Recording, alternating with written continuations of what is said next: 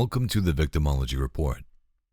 We don't just study crimes, we study what they leave behind. There are some cases that don't fit neatly into police reports, cases where motive is unclear, where the rules of human behavior no longer apply. This is one of those cases. The brutal murder of Darry Jenner. In the spring of 2001, siblings Darry and Trish Jenner were driving home from college along a long, desolate highway. Endless road, minimal traffic, miles of farmland stretching in every direction. It was the kind of place where, if something went wrong, no one would hear you. Darry Jenner was observant, curious, and protective. The kind of person who doesn't ignore something that feels off. And that instinct would put him directly in the path of something far worse than he could understand. It started with a truck, an old, rusted vehicle appearing suddenly behind them, tailgating, aggressive, relentless. At first, it felt like road rage, but this wasn't random. The driver forced them off the road, twice. A warning. Or maybe a test. They saw something they weren't supposed to see.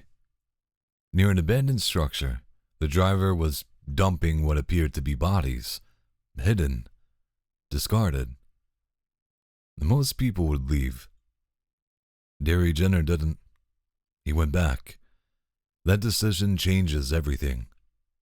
In that moment, Darry stops being a witness and becomes a target. He enters the structure alone. Inside, it isn't just a crime scene. It's a collection. Bodies preserved, arranged. Not random, not chaotic. Intentional. And that's when the truth becomes unavoidable. This isn't human. From here, the trauma escalates. First, psychological. The realization that the threat cannot be reasoned with, cannot be understood. Fear turns into something deeper. Hopelessness.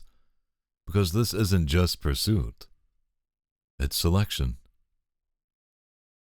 The entity, known as the creeper, doesn't just kill indiscriminately.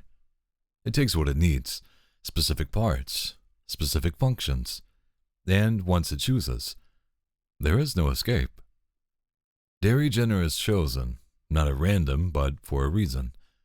What follows is not just death, but harvesting. The creeper targets Darry's eyes, not as an act of violence alone, but as utility. They are removed, taken, repurposed. A complete and deliberate act of dehumanization. This introduces a level of trauma that goes beyond physical harm. It's anatomical violation with purpose. The loss of identity, of perception, of self.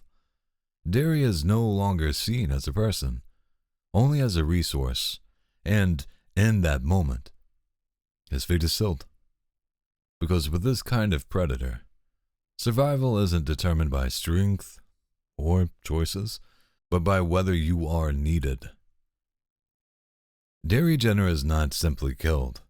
What remains of him is preserved, posed, displayed, transformed into something symbolic. A trophy. A reminder.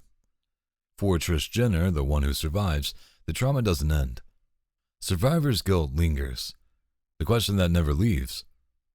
Why him? And not me. Darry Jenner's case reveals something unsettling about victimology. Sometimes, the traits we consider strengths, curiosity, bravery, the need to understand, can place someone directly in danger. And when the threat is something beyond human, there may have never been a way out.